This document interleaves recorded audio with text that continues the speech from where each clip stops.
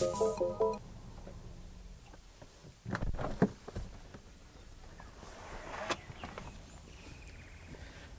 and welcome folks to a brand new season and episode of Rev, Singapore's ultimate motoring channel. My name is Rene, your host in this series for all things motoring. In our first season, we had one of the cars which after we reviewed had a whole group of people asking us for more. And who can blame them? It's the all-new Mini Cooper S. In our first season, we reviewed the Mini Paceman. Let's see what the Mini Cooper S has to offer and see if it still has its go-kart handling. When you think Mini, you would probably know by now that they have a wide selection of the types of Minis available, from the Mini Cooper Paceman, Countryman, and a few others that are available in different flavors.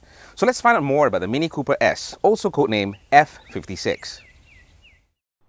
The Mini Cooper S comes with an all-new engine, a 2-liter twin turbocharged 4-cylinder engine with 6-speed transmission. Mini has introduced the all-new Mini twin power turbo technology for both its 3 and 4-cylinder engines. It has 192 bhp and 280 Nm of torque, which can even briefly be increased to 300 Nm by means of an overboost function. It can do the century sprint from standstill in 6.7 seconds and hits the top speed of 233 km per hour. It holds 44 liters of fuel and it does about 18.2 km per liter of fuel. CO2 emissions are pretty low at 127 grams per kilometer. And now let's have a look at the interior of the car. Just like the Paceman, if you have been in a Mini, you would probably find the interior very familiar, but with some really good features in the S version. Starting off at the dashboard, we have a driving related display showing information like the speedometer, fuel gauge, and a rev counter placed just behind the steering wheel, directly into your field of vision. The traditional center speedo has been replaced by an all-new Mini center instrument panel with an 8.8-inch LED ring that displays information on the car as well as an entertainment center. One thing that you would definitely notice is the really high-end materials that have been used in the Mini. It has a nice and chunky steering wheel, making it really easy to toss and turn this car around. It also has a built-in navigation in conjunction with the Mini navigation system. The automatic transmission is also able to take account of the route profile in controlling gear shifts. Directly prior to junctions or on corners, this prevents unnecessary upshifts between two bends in a quick succession. Black sport seats keep you snug and provide sufficient head and legroom for front passengers. Featuring a double white stripe and bright yellow seam, the seats reflect the fierce nature of the Mini Cooper S. In the back, passengers don't get really much space, but the seats are definitely very comfy. The door design has stretch-out eclipse and bezels that give the interior an accelerated look that matches the outside. Then we have the center stack that houses the typical Mini retro-style toggle switches and climate controls. Mini has refined the suspension, allowing a more comfortable ride, yet still intensifying the experience of the agile Mini handling properties, commonly known as the go-kart feeling. The introduction of the dynamic damper control allows two characteristic lines for damper setup, allowing activation of either a more comfort-oriented response or a direct sporty response. The front of the Mini sports a red S and honeycomb grid pattern air intake. The Mini Cooper S radiator spells sport in big fat capitals. So how do you spot the latest Mini from its predecessor? The most obvious difference being the single-piece grille, whereas the earlier model had a bar dividing it into two parts. The hood is optimized for pedestrian protection while still looking as good as ever. The new front underlines the Mini's characteristic short overhangs and overall compactness. It also now has daytime LED lights and 17-inch tentacle rims. In the back, the lights have become larger, claiming a more prominent position.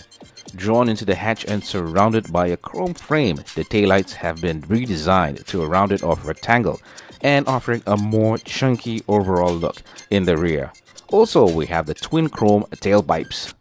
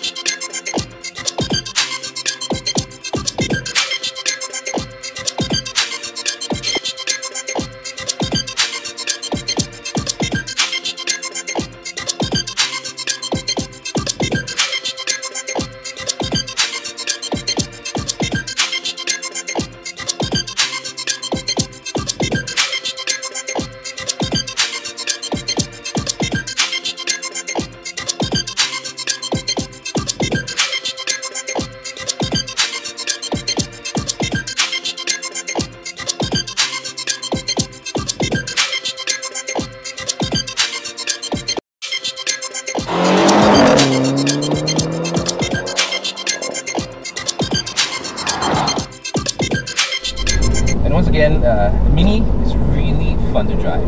And added to the fact that it's a 2-liter twin turbocharged car, gives you the real wow factor, especially when you want speed, you want power. This car has it all.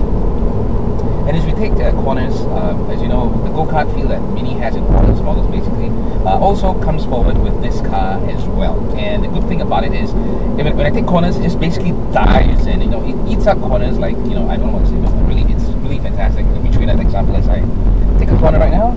Car really dives in. Great handling, really flat, no sliding at all, no understeer, nothing at all. Totally in control.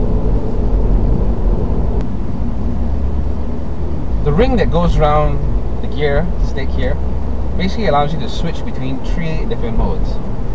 You have your green mode, your mid mode, and of course my favorite, sports mode. In green mode, it basically gives you a lot of fuel saving, but it does kind of dull out the driving experience because you don't get the usual throttle response. And over in mid mode, a bit of both worlds, fuel savings, but a bit more power, which is great. And of course, there's my favorite mode. Of course, is sports mode, where you get a tighter steering. All right, engine totally responsive. The touch of the acceleration.